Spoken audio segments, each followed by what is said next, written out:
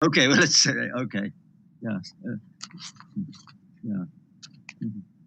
Right. Okay. So shall we start the program? Just a few introductions and announcements. Yeah. I'm really sorry about that. No worries. I mean, every time you step into this arena, it's always some new thing will be there. Yes, yes. New issue will crop up. Yeah. Yes. Go ahead, Aruna. Yeah. Okay, so we will start now, Martin. Yes. Okay. Yeah. So on behalf of the IIA50 Organizing Committee, I take this opportunity to welcome you all for today's program. The year-long celebration of IIA50 is almost coming to an end, and we are at the last 3 days. I will complete 50 years on April 1st as an autonomous body. So we have had a series of events to mark this important milestone. The events included several symposia, workshops, science events organized on the occasion of 20 years of HCT, 5 years of AstroSat UVIT, Gaia Symposium, Solar Conference, IIA50 IWD event, Indo-France Safipra Astronomy meeting, and a series of commemorative lectures, and also several competitions for school and college students, and all in virtual platform. So today we have the privilege of having Professor Lord Martin Rees to deliver the first lecture of the IIA Golden Jubilee lecture series. And may I now request Professor Annapurni Subramaniam, Director of our institute, to present a welcome address. Annapurni? Yeah. So we are extremely happy to have Lord Martin Rees addressing us today. And I just want to give a few words regarding the history of this institute and where we are now. So the institute has a huge history. Started in 1780s in Chennai as an observatory in Nungambakkam, where observations of sun and solar system objects were all carried out. And the formal observatory was set towards the end of that century. And after a long period of activity centered in Chennai, the observatory moved to Kodaikanal in 1895, with observations starting in 1899. And these observations of the sun made a lot of impacting results, including Evershed effect, etc.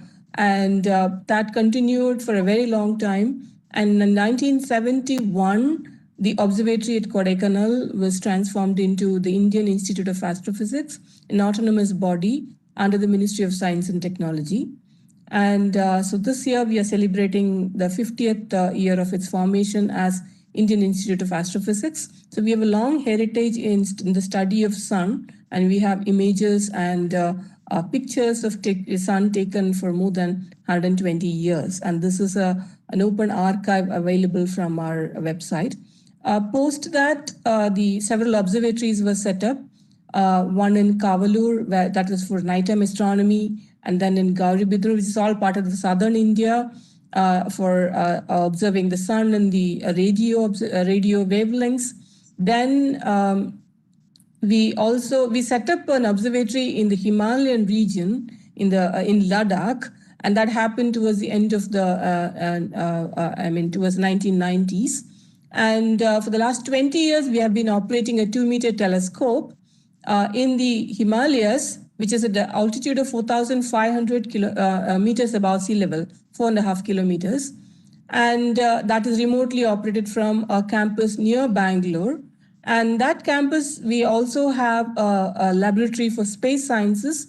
And that laboratory integrated a UV imaging telescope, and that was flown in 2015 in AstroSat. And that is completing 5 years in orbit. That is one of the very good observatory and telescope in the far UV as of now. And moving forward, we have plans to expand, to set up a solar observatory, 2-meter class telescope in the Himalayas, a large optical observatory. And as of now, to study sun, we have a planned Aditya mission, which is going to be launched very soon, which is going to be in the Lagrange L1 from India. And one of the main payload the visible emission line coronagraph is also being integrated now. So we look forward to exciting times ahead. And I welcome you all for this particular meeting, as well as to the 3-day celebrations of IIA50. And I look forward to you all present tomorrow and day after as well for the rest of the talks.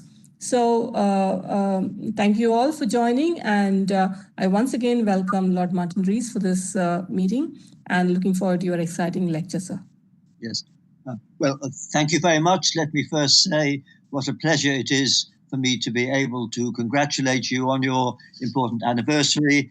And I've got many friends in India and in Bangalore, and I'm really sorry I'm not with you, etc.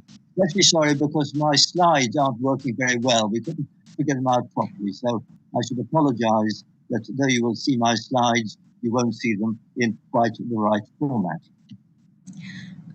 Okay, may I now request Professor G.C. Anupama, our Dean in the Institute of Astrophysics, to say a few words.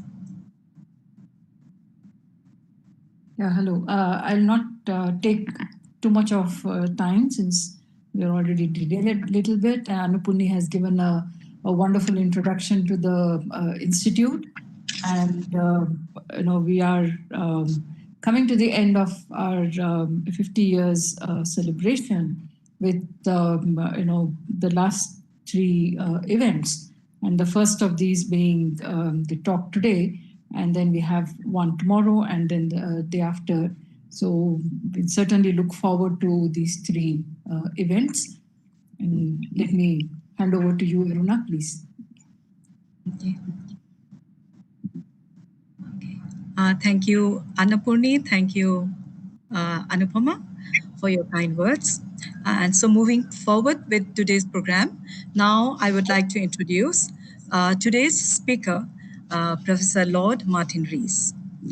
So we are indeed very happy that Lord Martin Rees had kindly agreed to deliver a lecture on the occasion of IIA Golden Jubilee celebration. Professor Rees is one of the most eminent contributors to the fields of cosmology and astrophysics, and we are immensely delighted to have him join in our celebration. Lord Martin Rees is the UK's Astronomer Royal. He is based at Cambridge University, where he is a fellow and former master of Trinity College. He served for long 10 years as the director of Cambridge Institute of Astronomy, and from 1992 to 2003, he was a Royal Society Research Professor. In 2005, he was appointed to the House of Lords, and he had served as the president of the Royal Society for the period 2005 to 2010. His main astronomical research interests have been galaxy formation, cosmic jets, black holes, gamma ray burst, along with many different aspects of cosmology, in particular, whether we live in a multiverse and the prospects of detecting extraterrestrial life. He has been increasingly concerned in recent years about long-time global issues, the pressures that a growing and more demanding population are placing on environment, sustainability, and biodiversity, and the impact of powerful new technologies. He is co-founder of the Center for the Study of Existential Risk at Cambridge University, with a focus on these issues. He is a member of many foreign academies. In the UK, he is an honorary member of the British Academy, the Academy of Medical Sciences, and the Royal Academy of Engineering.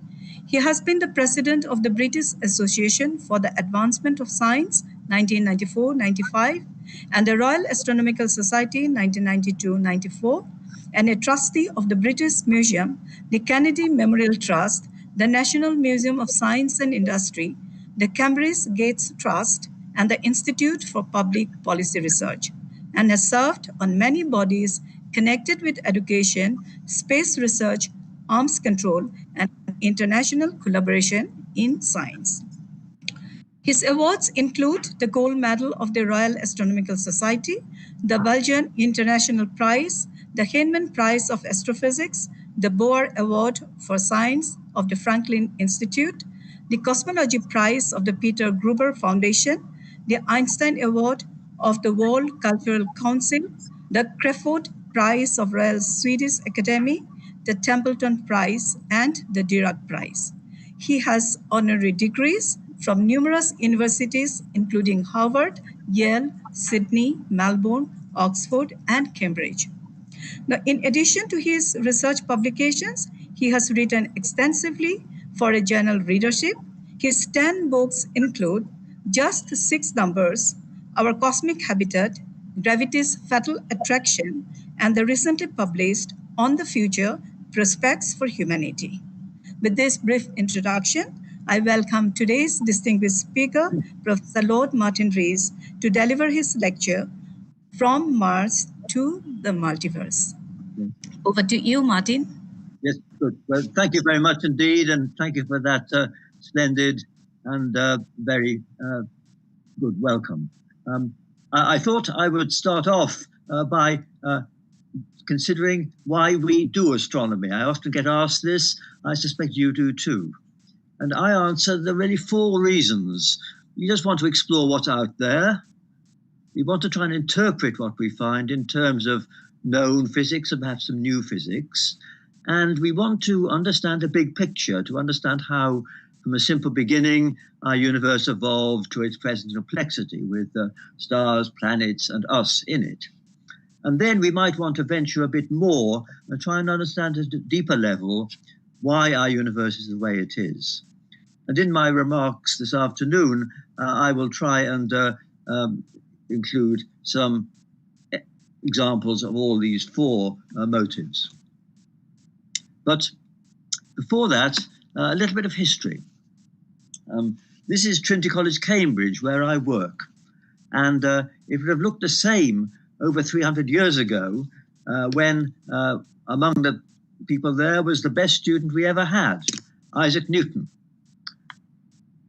And of course, he discovered the nature of gravity. And in fact, according to the story, he had his deepest insight into the universal law of gravity when Cambridge University was closed because of the plague in 1665. He went home to his farmhouse and sat under an apple tree. That's the legend anyway. And of course, sadly, we have another plague year now, and the university is shut down. And I only hope that some of our present students will have equally deep insights when they are sent home. But I'm not optimistic. But Newton must have not only thought about gravity, but he thought about space travel. This is a picture from his great book Principia. It shows a cannonball being fired from a mountaintop at different speeds. And as you can see, if it's fired fast enough, then it goes into orbit. And this is still, I think, the neatest way to explain to students the concept of orbital flight. And Newton calculated that to go into a circular orbit, you have to fire your cannon at 18,000 miles an hour. Far beyond, of course, what was possible in his time. And indeed, as I'm sure everyone knows, it wasn't until 1957 that the Russian Sputnik was the first object to go into orbit, followed 4 years later by the first person in orbit, Yuri Gagarin. Just 7 years after that, the Apollo astronauts from the United States went to the moon, and they sent back in 1968 this iconic picture showing the Earth viewed from the moon, its delicate biosphere contrasting with the sterile moonscape in the foreground. And then we had Neil Armstrong's One Small Step and the moon landings. And I cherish this picture, signed for me a few years ago by 7 of the Apollo astronauts. Well, that is still the high point of human space exploration. Since that time, people have been in orbit around the Earth, but no one has been back to the moon. So you've got to be middle-aged to remember this event. But let me now note that unmanned probes have been and brought us close-up pictures of all the major bodies of our solar system. I'll show you in a moment. So let's imagine we are making a tour, starting from the Earth, going out through the solar system, and let me show you some of the things that we come across. We'll be launched like this. If we look back from, say, 10 million miles away, we would see the Earth and the Moon like this. This shows a picture of the Earth and the Moon, where the Sun is coming from the right-hand side in the picture. And we would then get to the red planet, Mars, on which many unmanned probes have landed and have gone into orbit around. And this is, in fact, the Curiosity probe, which was launched about 10 years ago by the Americans, and it's been followed up, as you probably know, by the Perseverance probe, which landed just about a month ago. This particular probe landed where the ellipse is in the top left here of this big crater, which is about 100 miles across, and it's been trundling very slowly across this crater, going towards the center. And this is the kind of picture it sends back, showing sort of fascinating geological strata. And we have much, much better pictures coming from Perseverance very soon.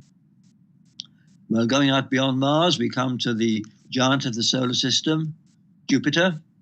Here it is. And this has been observed by several space probes. And this picture was taken by a space probe called Juno, which flew over the North Pole and showed the weather there is very complicated. These are cyclones at the North Pole area of Jupiter. And also, these probes have given us close-up pictures of the four biggest satellites of Jupiter, Io, sulfurous and volcanic, and Europa, covered in ice. And let's go on further out to Saturn. The Cassini probe spent 13 years orbiting around Saturn and getting close-ups of some of its moons. And it took this rather nice picture. This is a picture of an eclipse of the Sun by Saturn. Cassini was beyond Saturn, lined up at just such a distance that it blocked out the Sun completely. And you can see the Saturn's rings, but Saturn itself is in the foreground, blocking up the Sun. The Earth, Earth is at the end of that arrow, too small to be seen probably on this not very good slide, but very far away, of course. And this is part of the surface of Titan, one of the big moons of Saturn. This looks rather nice with little lakes and even rivers, but these lakes are not water, they're liquid methane at a temperature of minus 160 degrees centigrade. And we don't know what it will be like there, but we have lots of pictures, and indeed a European probe actually has landed on the surface of Titan. And here's another picture. This is Enceladus, a much smaller moon of Saturn, and this is covered in ice, and we know there's an ocean underneath the ice, and sometimes water sprays out through the clefts in the ice, and we'd love to know if there are any microorganisms in that ice, but that's something to come soon. This is the core of a comet. This was discovered by the European probe Rosetta about a few years ago. And this is Pluto. This was taken by NASA's New Horizon probe. This is now the status of a dwarf planet, not a planet, but it's got this very complicated topography, which we now see close up. And let's remember how amazing it is we've got these pictures. Pluto is about 12,000 times further away than the Moon. It took the probe 10 years on its journey to get there. So the technology that was used in Cassini and in New Horizon and in Rosetta was 1990s technology, which would take several years to build the probe and then 10 years on its journey. So just think how much better we could do now with the technology in the latest smartphones. So I would foresee that there will be, later in this century, whole flotillas of tiny probes that will visit and get close-ups of all the planets and major moons in our solar system. That'll be exciting. But the question everyone asks is, will humans follow? Will there be Martians? Will people land on Mars? Like this? Now, here again, we don't know. And I think the reason I'm skeptical about this in the short run is that the case for sending humans into space is actually getting weaker all the time as robots get better and miniaturization gets better. It's obviously far cheaper to send a robot than a human, and so the practical case for sending humans is getting much weaker. So my speculation is that there will not be government-funded plans to send people to Mars. The reason for that is it's very difficult, very expensive, very dangerous, and that governments have to be very risk-averse if they're sending civilians. And to take an example, the American Space Shuttle failed twice in 135 launches. That's less than a 2% failure rate. But even that was thought almost unacceptable because each of those failures killed civilians and was a national trauma in America. So my scenario is that the first humans on Mars will be thrill-seeking adventurers prepared to accept high risks, much more than a 2% risk, maybe even a one-way ticket. And they will be sponsored and funded not by a government, but by private sponsors. You probably know that in the United States, Mr. Musk and Mr. Bezos, two very rich men, are both developing space programs, and Elon Musk has said that he wants to die on Mars, but not on impact. And there will be people going, perhaps even on one-way tickets to Mars by the end of the century. But incidentally, I don't agree with Mr. Musk when he says that there'll be mass emigration to Mars. I think Mars is a very hostile environment. It's worse than living at the South Pole or on the ocean bed. I don't think many people want to go there. And it's certainly a dangerous delusion to think that we can solve the Earth's problems by escaping to Mars. Dealing with climate change is an utter doddle compared to terraforming Mars to make it habitable. But nonetheless, I think if there are these crazy adventurers who go to Mars, then they'll be important because by the end of the century, we'll have all kinds of advanced technology for genetic modification and linking ourselves to machines and making cyborgs. And let's hope we regulate that because we don't want it on the Earth and we're adapted to the Earth. But these guys will be away from the regulators and they need to modify themselves. So they will have progeny who'll be the first post-humans. And they'll be a new species almost. And if they are near immortal, then they will be happy to make interstellar voyages. They may not want to be on the surface of a planet. And so the post-human future may lie with these people. Well, this raises another question.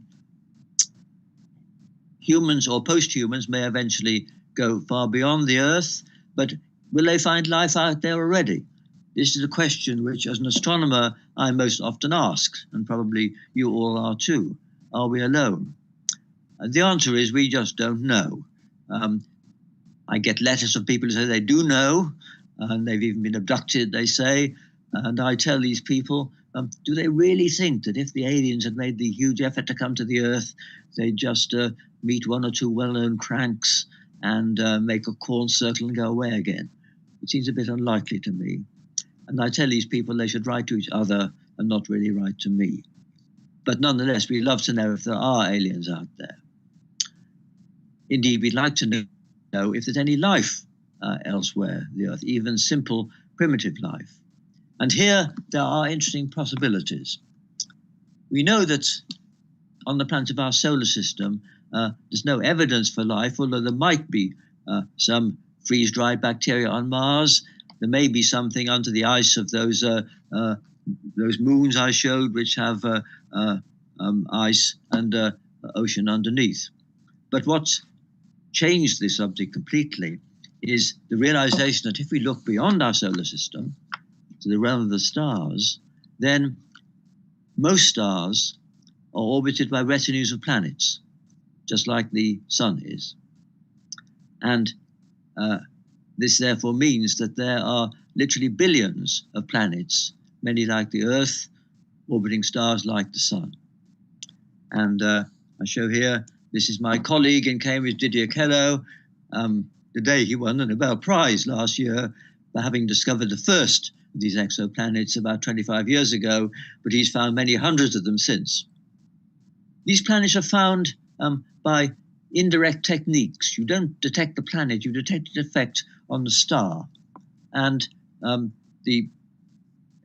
unfortunately, my little movies in this presentation aren't going to work as I'm going to describe them. If you imagine that dot moving across the face of the star, then the star would look slightly fainter. And so if you watch the star and measure its brightness very carefully, you would see a slight diminution in its brightness if a planet transits across it.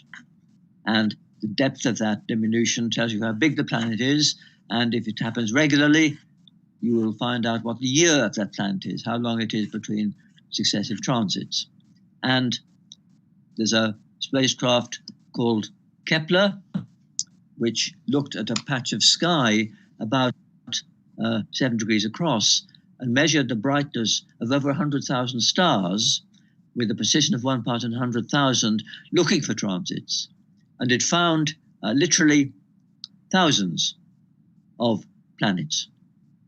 And I can't show you the movie of all of them, but let me just show, this is one remarkable system, which was found actually not by TRAPPIST, but this was found incidentally with a 22-inch telescope, so it doesn't have to be big science. This is a miniature solar system. The star in the center is a dwarf star, an M dwarf, about 1% as bright as the Sun, and there are 7 planets orbiting around it, and the length of their years is a few Earth days. The closest one in makes a revolution in 1.5 days, and even the outermost one is now known to have about an orbit of about 2 or 3 weeks. And the outer 3 of these planets are in what's called a habitable zone, in that there's a distance from their parent star such that water can exist neither boiling away nor staying frozen, so they're candidates for life, although it'd be a slightly odd place to live on one of these planets because they're so close to the star, they're tightly locked, presenting their face, same face to their star, just as the moon presents its same face to the Earth. So there'll be half of these planets in perpetual darkness, half in perpetual light. So if there were aliens there, then they'd live in the bright half probably, except for the astronomers. There'd be a sort of apartheid with the astronomers on the dark side, everyone else on the bright side. But no one thinks this is especially likely abode for life, but it could be. Now, as I said, we detect these planets indirectly by their effect on the parent star, by the effect of transits, and the other possibility is that we detect a slight wobble in the motion of the star due to the gravitational pull of a big planet going around it. Those are the ways we've been found. But we'd love to see the planets directly. And the trouble is, they're very, very faint. They're a billion times fainter than the star, the Earth-like ones anyway. And it would be very exciting if we could actually detect the light from them. Let me indicate why this would be exciting. Suppose there were some aliens, say 30 light years away, look at our solar system. Then for them, the Sun would be a pale blue dot, very close in the sky to its star, our Sun, and a billion times fainter. But if the aliens had a big telescope and looked carefully, they could learn quite a bit about that pale blue dot, because, for instance, the shade of blue would be slightly different depending on whether the Pacific Ocean or the landmass of Eurasia was facing them. So they could infer there were continents and oceans, they could infer the length of the day, maybe something of our seasons and climate. And by taking a spectrum, they could infer there was oxygen, they could even infer there was vegetation, because there's a feature due to chlorophyll which they could detect. Well, we can't do that yet, and it does need a very big telescope. And I'll show a picture. This is a telescope being constructed by the European Southern Observatory, which is a consortium of European countries, and they're not very imaginative in naming it. It's called the Extremely Large Telescope, the ELT.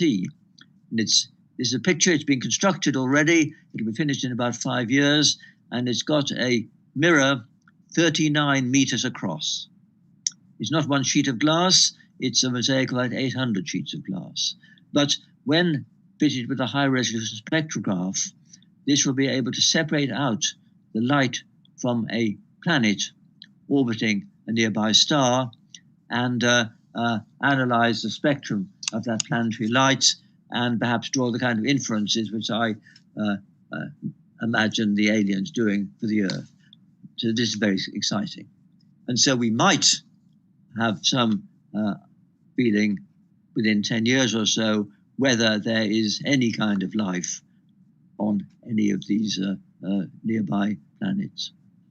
Of course, what the public cares about is alien life, intelligent life. And that's, of course, different. There are some programs to look for artifacts made by some alien civilization, or to look for transmissions that are manifestly artificial. I think it's worth doing, although the chance of success is, in my view, very small, but it's so exciting, it's worth doing. And I should mention that what we don't yet know is how likely it is that there'll be life. Because even though we know how our biosphere has evolved from very simple life by Darwinian selection, what we don't know is the actual origin of life, what made the transition between complex chemistry to the first metabolizing, reproducing entities we call alive. That's still a mystery, although serious people are now working on it. And we don't know if it was a rare fluke, which in principle is logically possible only happened on the Earth and nowhere else, or if it's something which would have happened in any planet which was rather like the young Earth. We just don't know. We will know if the big telescope finds something. And incidentally, if we found even the simplest life on some other body in our solar system, that would in itself be important, not only in its own right, because if we could show that life had originated twice independently within our solar system, that would tell us straight away that life wasn't a rare fluke, and we would expect it to exist in literally billions of places in our galaxy, in any planet vaguely like the Earth. And so that would be a momentous discovery. So it's worth every possible effort to look for any kind of life in Enceladus, Europa, or elsewhere. So that's very exciting.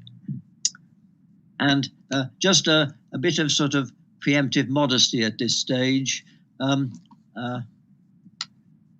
Biology is a much harder subject than astronomy. So it's not surprising we don't understand the origin of life. Even the simplest insect, with its layer upon layer of structure, is far more complicated than an atom, a star, or a galaxy. So I think we should be deferential towards biologists trying to do this. And this particular picture I show you, because it's a historic picture, it's from a book of illustrations called Micrographia, made by Robert Hooke, who was Newton's least favorite colleague in the Royal Society.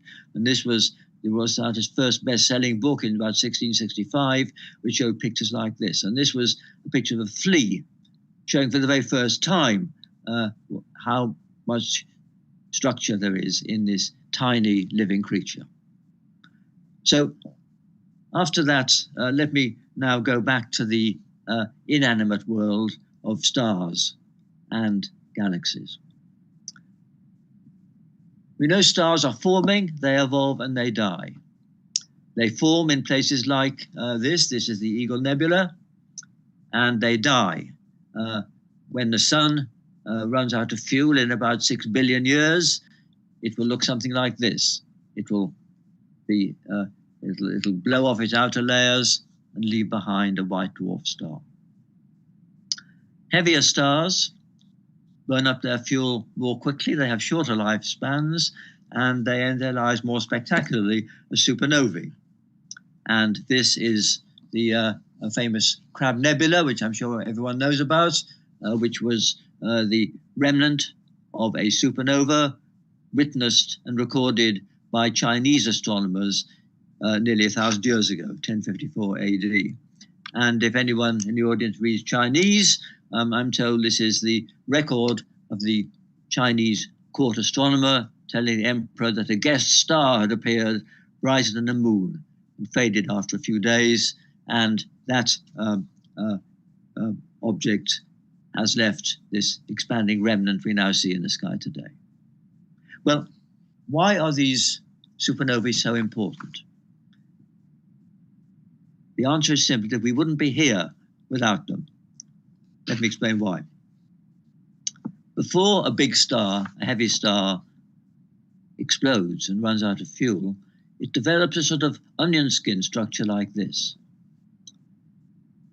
It starts off mainly hydrogen and helium.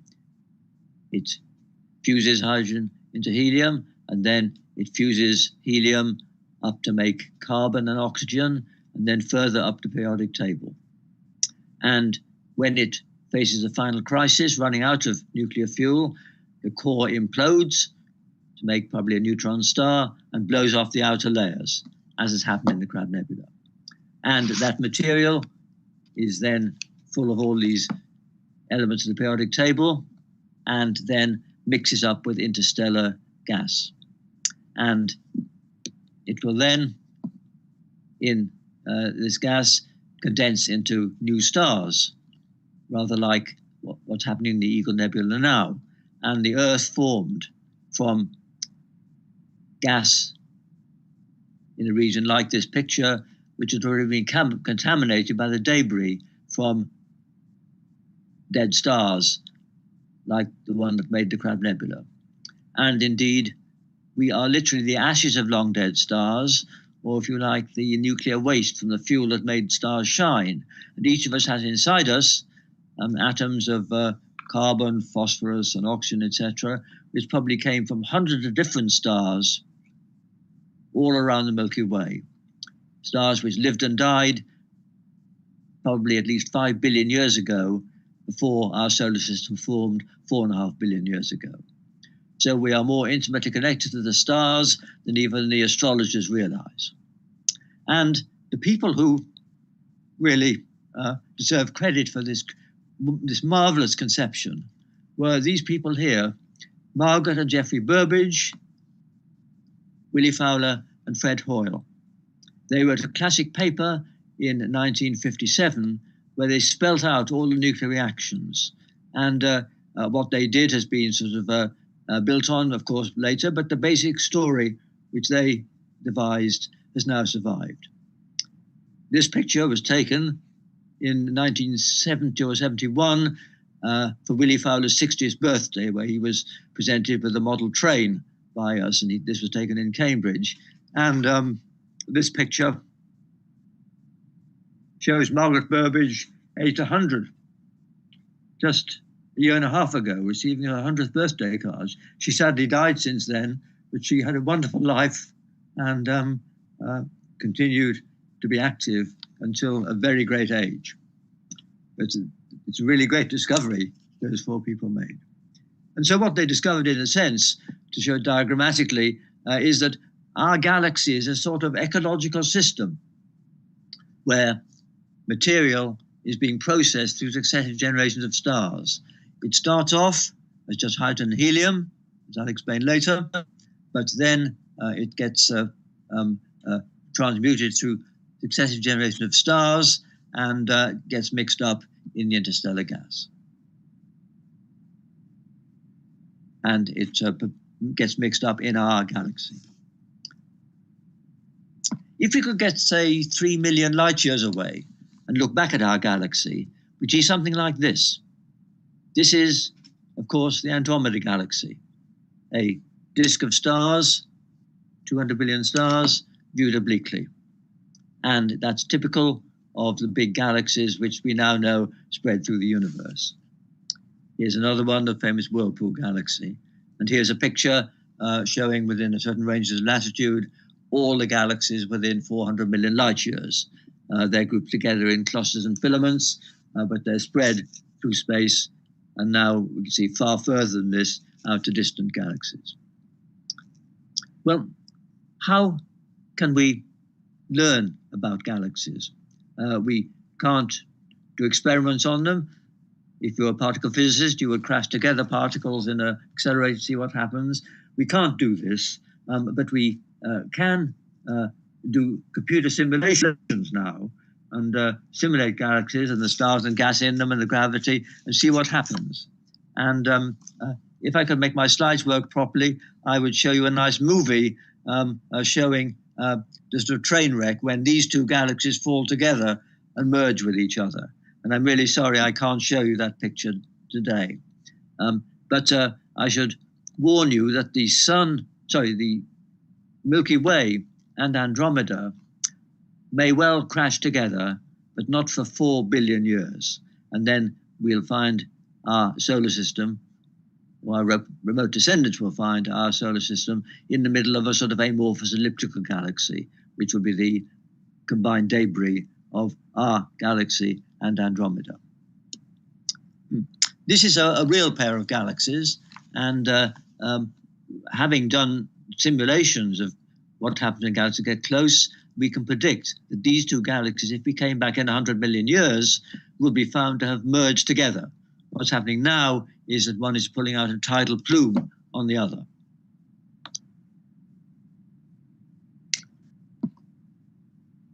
Astronomers have an advantage over, say, geologists, because we can not just look at fossils, we can actually observe the past, of course, by looking at things far away, whose light's taken a long time to get to us.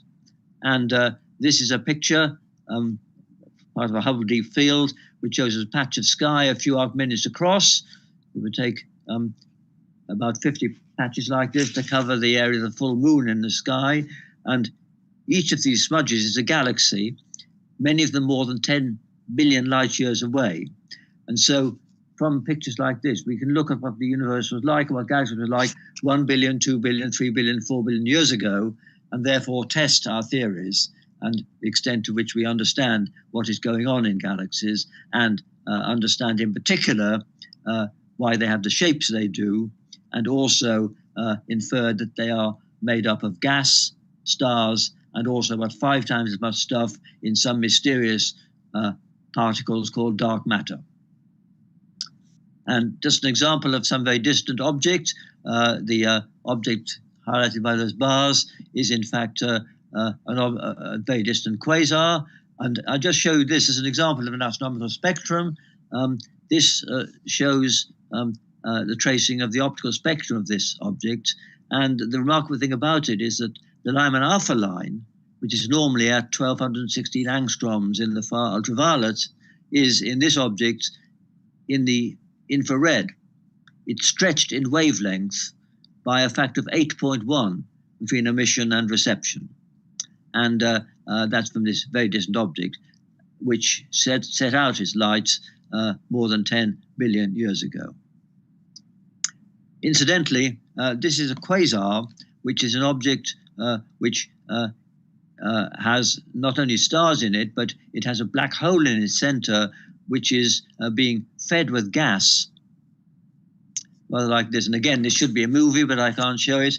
And the gas is getting very hot, and the luminosity from the swirling gas with highly magnetic fields around the black hole is outshining all the stars. and lighting up all the gas in the galaxy. So a quasar is an object where the central object is lighting up the gas, and that's why we can get a spectrum of an object as far away as the one I just showed you.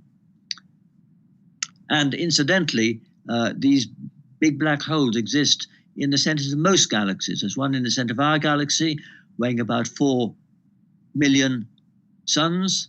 There's one in Andromeda that weighs about 10 times as much as that, but there are some which are 1,000 times bigger in some galaxies.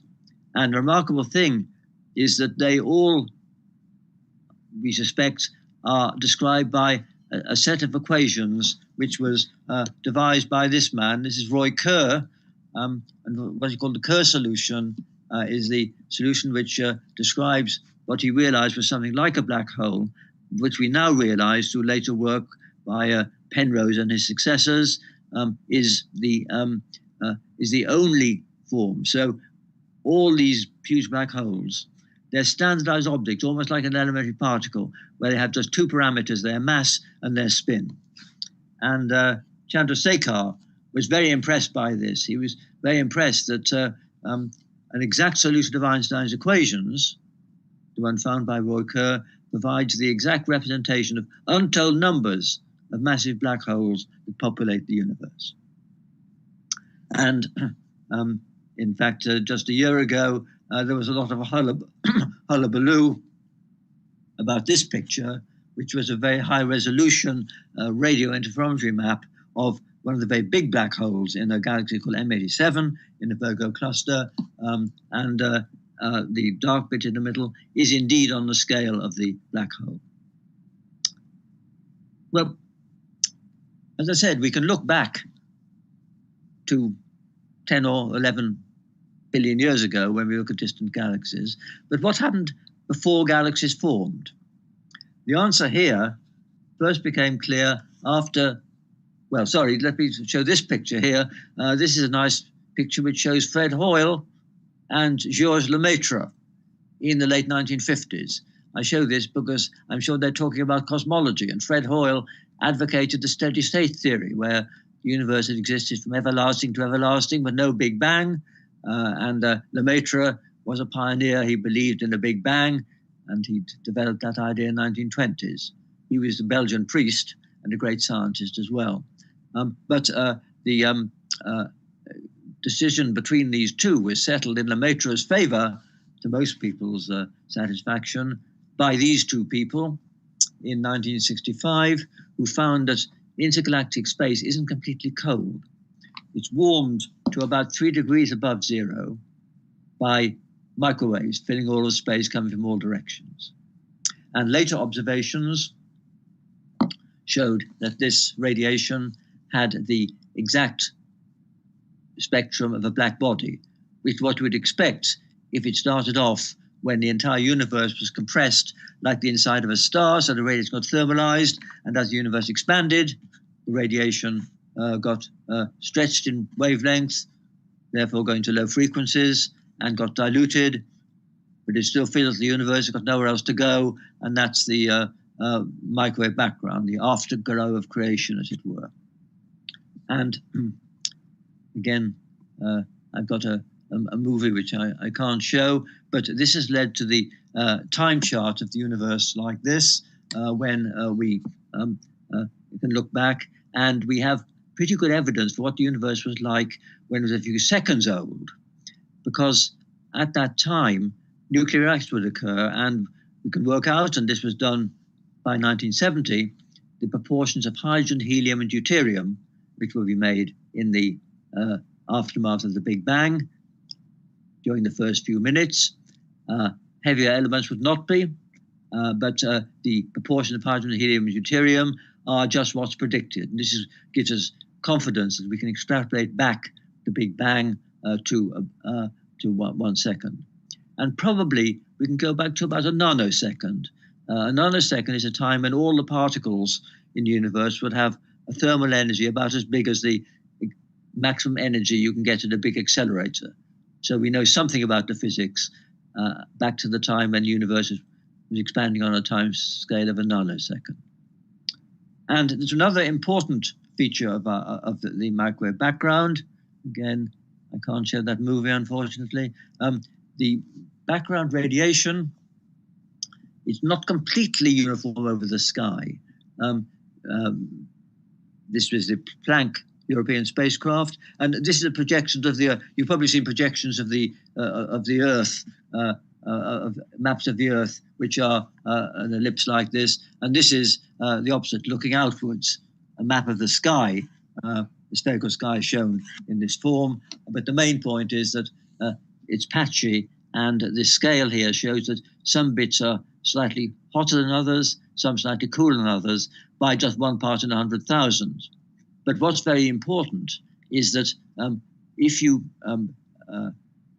feed into a computer what the universe would have been like when it was about 300,000 years old, which is the time when these photons were last scattered, and put in these fluctuations, and then work forward, then you end up with a picture of a universe like what we see today, with galaxies and clusters. And again, I'm really sorry I can't share the movies, but this is a very remarkable result, that we can show that fluctuations in the universe, which we can detect when the universe was 300,000 years old, they evolve under gravity into galaxies, because what happens is a slightly overdense region lags behind more and more as the universe expands and eventually condenses out. And this picture indicates how the RMS density fluctuations in the universe now, given by theory, the solid curve, they are well fitted by the various kinds of data on galaxies, clusters, intergalactic clouds, etc. So we do have confidence that our structured universe evolved from a nearly homogeneous early universe where there are some fluctuations.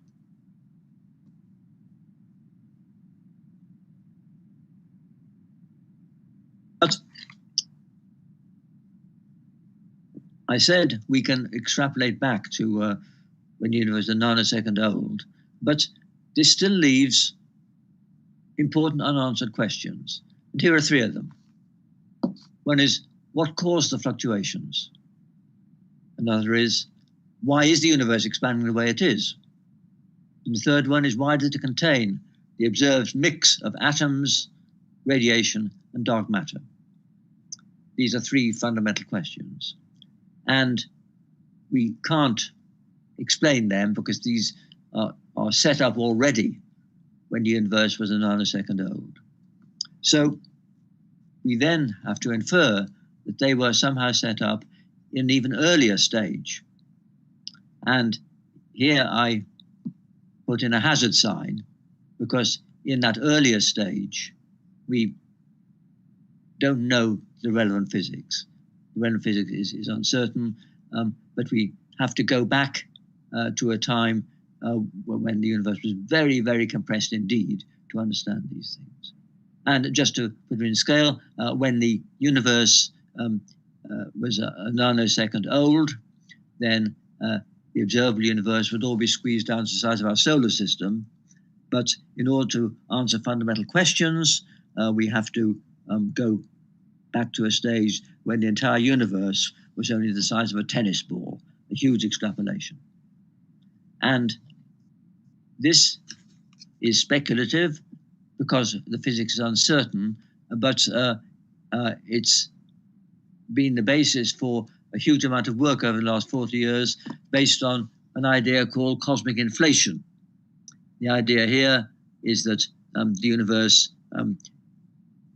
when it was the size of a tennis ball, had been expanding at an accelerating rate, and started off of microscopic size and expanded to the size of a tennis ball, and then started to expand in the way that we understand, although of course we only understand the physics when it has cooled down a great deal from there.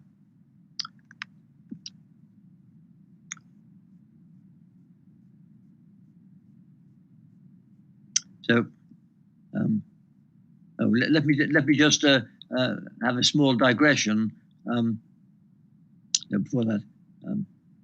There's a big question, which again is something I'm going to talk about in a moment, which is about the laws of nature, but I'll bypass that.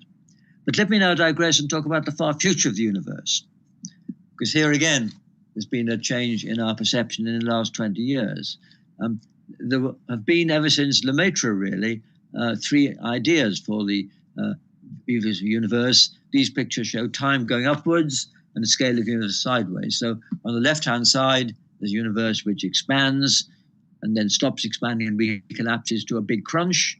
And this would happen if gravity overwhelms the kinetic energy of expansion, as it were, and the universe recollapses.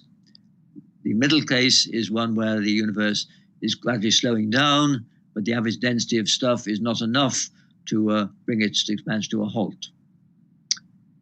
And until 20 years ago, people probably thought the middle one was the best bet. But the one on the right is one where the universe starts accelerating because there's some other force which overwhelms gravity when the mean density gets very low. Einstein introduced what's called the cosmic constant.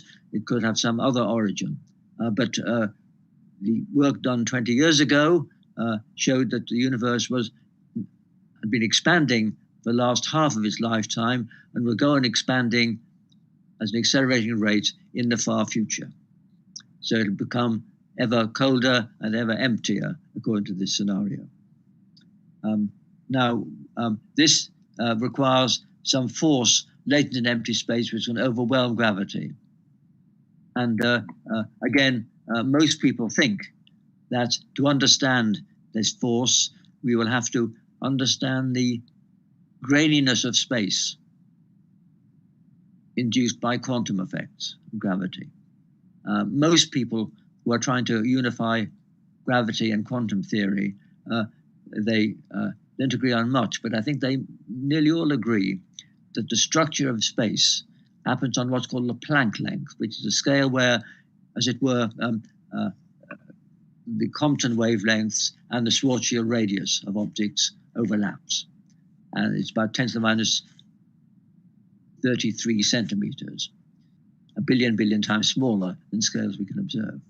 And so we believe it's only when we have a theory which can tell us what happens on that scale, and string theory is one of several options, will we understand why there is some energy of an odd form latent in empty space.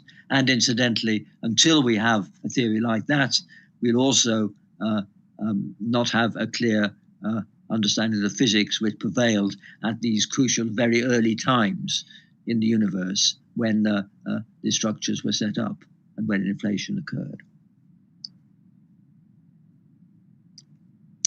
Another fundamental question is, how big is the universe? How extensive is physical reality? Well, you might say, well, we know how far we can see.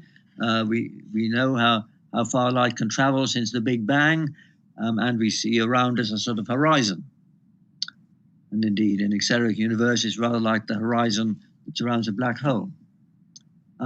But there's no physical reality to that horizon any more than there is to the horizon around you if you're on a boat in the middle of the ocean.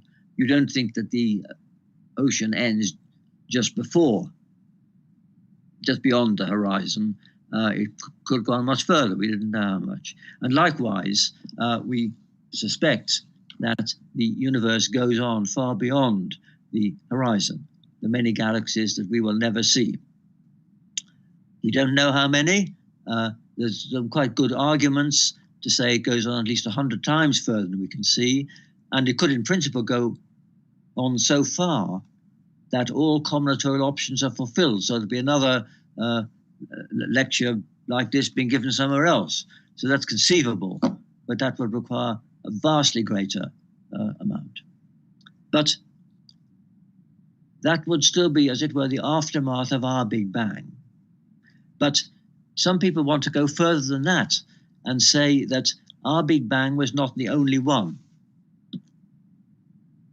And here, the leading theorist was André Linde, who more than 30 years ago propounded what he called the eternal inflation universe. And this is just a cartoon, but it shows here in the bottom right our universe, where we can see out about 15 billion light years. But as I said, there are lots of galaxies beyond that. But that whole region is just one bubble in a sort of complicated space-time where there are many other bubbles. And this is just a cartoon, but there are mathematical models for how this could happen. But these models depend on particular features of the physics at that time, and they remain speculative until we can understand the physics of that period, and until we have ways of believing that. So just to emphasize this, because it's a question I often asked, I mean, is it really scientific to talk about these other universes? The answer is that it's entirely speculative now, and will remain so unless and until we have a theory which describes this very early inflationary phase,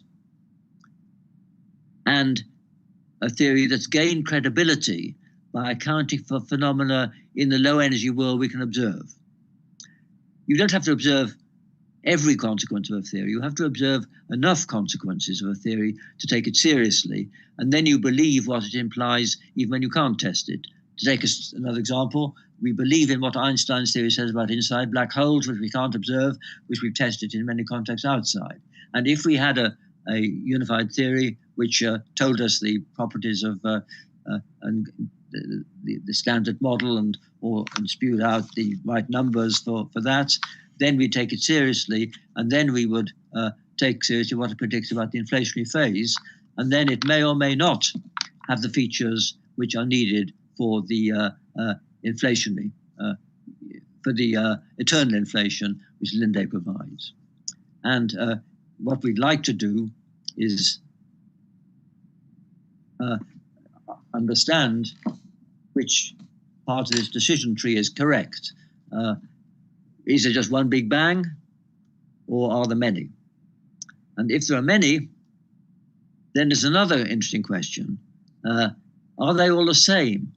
Or could they, as some theories say, cool down, governed by different physical laws? The reason this is a possible speculation is that string theories say there could be lots of different vacuum states in which microphysics is different. And so there could be, in that scenario, Big Bangs which lead to universes with different strengths of gravity, different microphysics, etc. And some of them would have a periodic table. Some might not have chemistry at all. Some might have gravity too strong. They crushed everything, etc. And so there is an idea that if there was a huge variety, then of course life could not exist in all of them. And so we would only exist in one of the subset of those universes which were propitious for the evolution of life. But there would be a whole variety. And in this context, what we think of as the fundamental laws of nature would be just bylaws governing our cosmic patch. And we'd be just in what's called the anthropically selected subset, a kind where we could exist. So these are speculations, and as I say, this is science for speculative science, and only if we have a theory which applies at 10 to 16 GeV, the inflationary era, will we know whether Linde's eternal inflation or some other model that leads to a multiverse is correct or not. For the moment, we just don't know. Well, another flashback, even before Newton. This is Tycho. Sorry, it's Kepler. And Kepler, as you know, he thought that the planetary orbits were fundamental and were related in a beautiful way to the 5 Platonic regular solids. Now, we know that's not the case now. Indeed, we don't expect the Earth's orbit to be a fundamental number.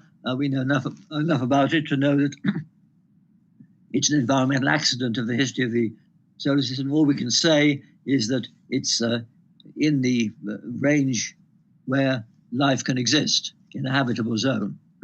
And it could be that if there are many universes, all we can say about ours is that the fundamental constants have a set of values which allow complexity and life to exist. Just as in the case of planets, we can say that the orbit of the Earth is just one of the orbits that would allow life to exist. So we're far away from having a sort of neat model for the physical constants. There'll be a deeper law of physics which encompasses them all.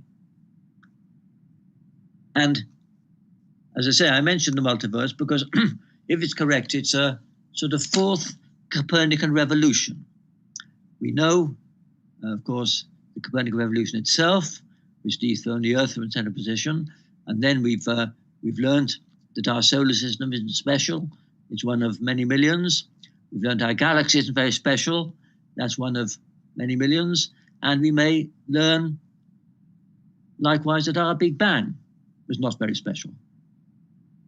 That would be a vast expansion of our concept of physical reality, which is still, I emphasize, very speculative. But I don't want to finish with speculation. I want to go back nearer to the here and now and make a couple of points. The first is that if we look at what's happened in astronomy in the last 50 or 100 years, armchair theories helped a bit, but 95% at least has been due to successively improved instrumentation and telescopes and opening up new wavebands. And incidentally, it's been aided hugely by the possibility of computer simulations, where we can actually simulate stellar evolution and galactic evolution billions of times faster than real time. So those things have changed, and they have allowed us to make this huge progress in the last 50 years. And my final thought is that if there are students and postdocs listening now, they should be very excited because although I've talked about exciting discoveries made in earlier decades, I think this coming decade is even more exciting because of new instruments like the one shown here coming online, and the fact that we can do so much with small instruments like discovering exoplanets and have better and better computers, and new fields like exoplanets opening up. So I think we can look forward to a very, very exciting decade of international collaboration on the ground and in space, and also huge benefits from computer science. And so let me just close with this picture of Edwin Hubble, a very heavy smoker, as you can see here. And in his famous book on the Realm of the Nebula, he says, only when observational resources are exhausted should we enter the dreamy realm of speculation. I've done that a bit towards the end of the talk, but I want to emphasize that we have a huge basis for understanding our universe, and it's developing very fast. And so it's a great science to be in, and good luck to all the younger people starting their careers now. Thank you very much for listening. Thank you.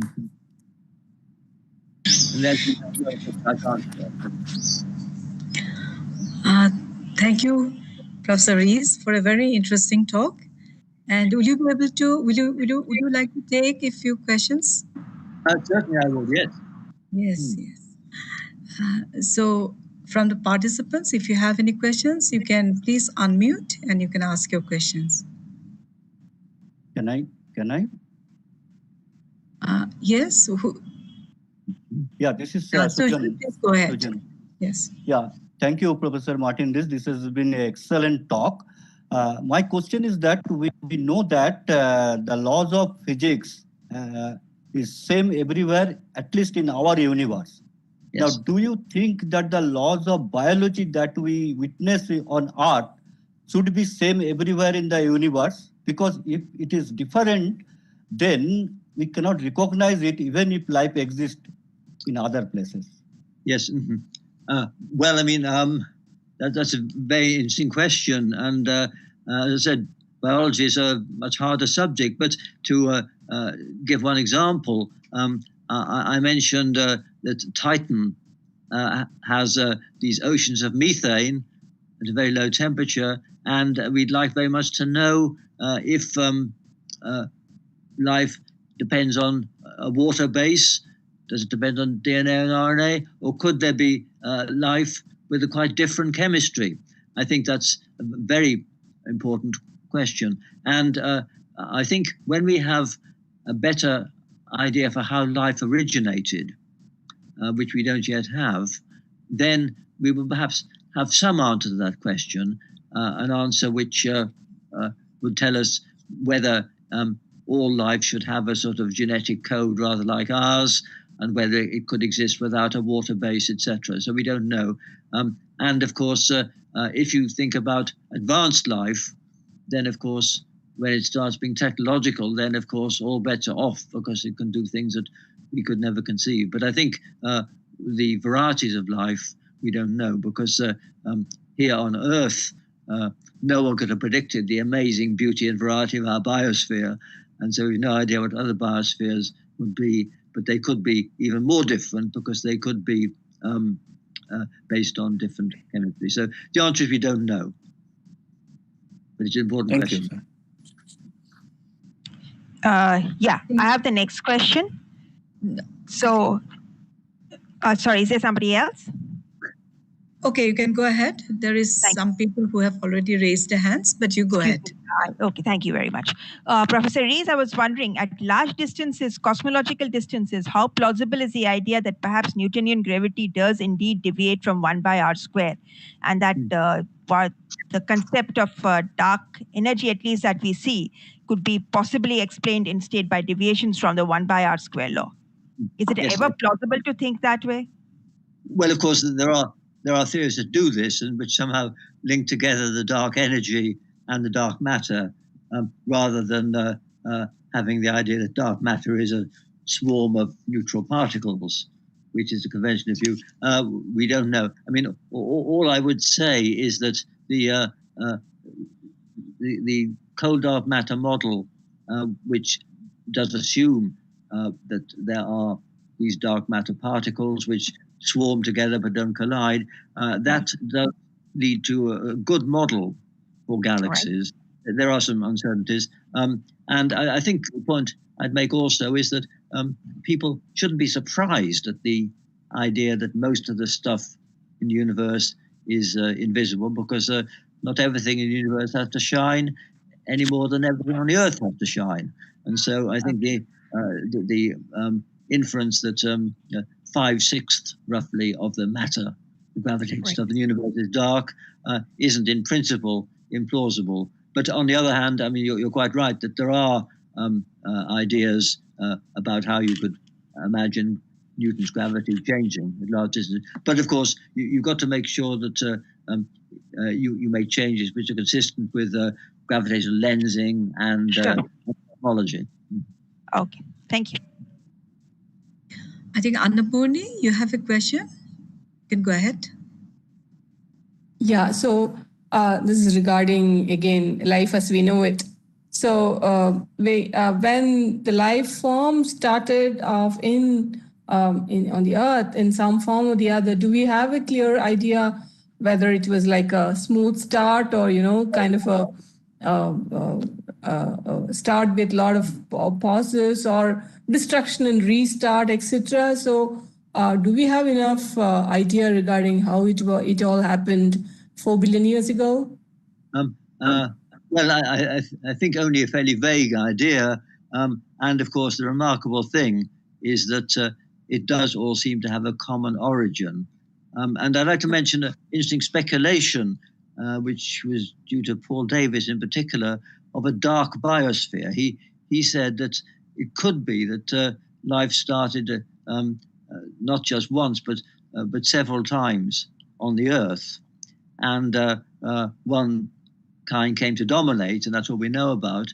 But he said if we look very hard, we might find some entities, probably some primitive creatures of some kind, which have a quite different DNA or something, and they'd be a sort of second emergence, as it were. There was a bit of fuss 2 or 3 years ago about some of these things having been found, but I think that was disproved eventually. But in principle, it's worth looking for a dark biosphere because we just don't know. And of course, there could have been false starts which died out before the one that caught on. I don't know, but I suspect that this is a thing which isn't known. All we know roughly is that very early in the history of the Earth, there was this heavy bombardment which would stop anything happening. But after the Earth had been around for about 500 million years, then probably some kind of life could start. But where it started, whether in the ocean vents or in Darwin's warm little pond, we just don't know. Yep. So, Jant, you have a question? You can go ahead. Yeah, you had mentioned Elon Musk earlier in connection with Mars. And of course, the other thing he's doing is the Starlink satellites. Do you have any thoughts on those satellites, OneWeb and all of the others? Yes, well, of course, as we know, they are going to be a problem because soon after sunset and before sunrise, they'll be in sunlight, and so they will affect things. I think they're going to be a special problem for things like the LSST, Large Survey Telescope, which is looking for transient objects. There'll be a problem for that, and of course for all astronomers. And I think there's another point why we should be saddened if they become too prominent, because the dark night sky is something which is something which all humans throughout all human history have shared in common. It's the most universal part of our environment, and these things like that. It's like having a beautiful forest and putting bits of tinsel and things like that in it, to spoil it. So that's why people have a distaste for this. But on the other hand, I think that the people at SpaceX, they're mindful of this. They're trying to coat the spacecraft so they have a minimal effect. And incidentally, you have to worry also about the effect on radio astronomy from the downloading of data. But they're aware of these things, and of course, the upside is that the goal of Starlink is a very worthy goal, which is to provide fast internet to places in Africa, in particular, that don't yet have it. So I wouldn't get too sort of apoplectic in complaining about this, but I think you've got to make sure that they're mindful and do the best they can to minimize the effect on astronomy.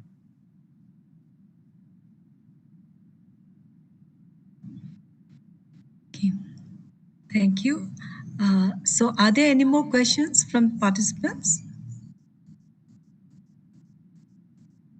Can I ask one more question? Yes. Annapurna, please go ahead. Yeah. So this is regarding the fight for space in other planets and things like that. So you did mention that at some point the governments may not be doing sending people to other planets, etc. Right? So, but when it comes to various nations trying to find a foothold in various planets, then there has to be some regulations and some understanding between the nations as such. How hopeful are you for nations coming together and working together in this? Yes, well, you're quite right in saying that this will become a serious issue in a way it hasn't been up till now. And of course, even if not many humans go, there could be robotics mining the moon, etc. And there may need to be regulations for that. And incidentally, mining asteroids is another thing that's been discussed. So I think space law will need to be extended and hopefully enforced. And of course, there are special problems in low Earth orbit getting very crowded and even becoming unusable due to space debris. So there are concerns about near Earth orbit in particular, but also there will be concerns about mining the moon and mining the asteroids, and of course, eventually, if people do go to Mars. So there will have to be national agreements. Of course, people say the model is what's been done for the oceans and Antarctica, etc. But I think there will be a need to have firmer regulations before Mars gets overpopulated, certainly.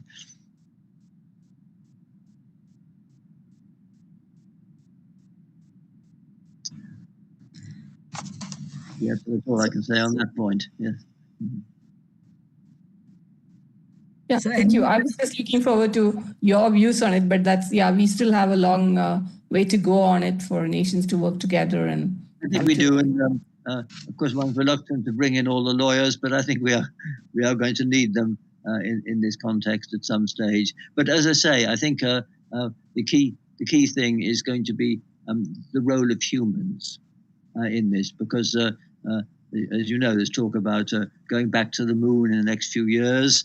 Talk about mining the moon, even to get helium-3 and things like that, which would be real massive strip mining on the moon, which seems rather crazy to me. But then there's the idea of mining the asteroids and all that. And I think all these things could be better done by robots than by people. And huge telescopes in space can be assembled by robots. And of course, telescopes on the moon could be very valuable. And incidentally, I think we should think about a generation of huge telescopes that can actually image some of these exoplanets. Even the ELT, which I showed a picture of, will just see an exoplanet as a point. But what I would hope for, and I mentioned this in my book, Our Final Century, is that there will eventually be huge interferometers, probably lightweight structures in space with enormous mirrors, and they will perhaps be able to image, get a few resolution elements on a planet around another star. And I say in my book that it would be great if this could be done by the year 2067. And why do I say that? That will be the centenary of the famous Earthrise picture with which I began this talk, which has become iconic among environmentalists. And so if you could have a picture, albeit a rather crude one, of an Earth-like planet orbiting another star by 2067, that would be a really inspiring goal. Thank you.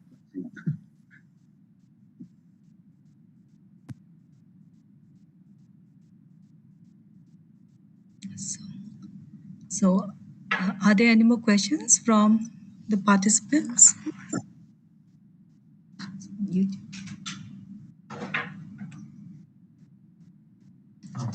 So I have a very small question. Like, I would like to know, like, what is your views on, say, what do you think about any other civilization before human beings came to Earth? Do you think there existed any other civilization? I mean, what is you? You mean, do you mean on the Earth? Yes. Or from outside the Earth? Outside the Earth, or here also? Well, I mean, I know, because we can't rule it out. I mean, I know some geologists pointed out that if there'd been a civilization like ours, which died out more than 100 million years ago, then even the geological evidence would be very slight. So we can't rule that out, but I wouldn't say that's very likely. But of course, some people say, I mean, I think the idea of aliens existing is very plausible. I just don't think we've got any strong evidence. And as Carl Sagan said, extraordinary claims require extraordinary evidence. We don't have that, but I think we may get that evidence. And of course, one possibility is that there could be some sort of artifacts in our solar system left by some advanced aliens. That's again not crazy. So it could be that when people are exploring the asteroids, if they find one that looks especially shiny and odd, they should approach it very cautiously. We don't know. We don't know what to expect, because one slide I didn't have time to show. In fact, are the slides still on? No. Yes. Yes. Well, this was to remind me that this is just an outline time chart for life on Earth, which is taken about 4 billion years now. But the point I want to make is that we as astronomers all know that the time lying ahead is even longer. I mean, the Earth will get warmer in the next billion years because the sun's getting brighter. But the sun has another 6 billion years before it flares up and dies. And of course, the expanding universe may go on forever, as I said. So the future is far longer than the past. And so we shouldn't think of ourselves as in any sense the culmination of evolution. And so even if there hasn't been any advanced life anywhere else in the galaxy, then there's abundant time for life from the Earth to spread through the galaxy and beyond. It won't be humans, it'll be post-human entities, and they'll be evolved not by Darwinian selection, but by what I might call secular intelligent design. There'll be creatures that are designed and modified by intelligence, and they will be able to pervade the entire galaxy. So even if life is just a rare fluke on the Earth alone, then that doesn't mean that life will be an unimportant part of the universe forever. It could green the entire galaxy given enough time.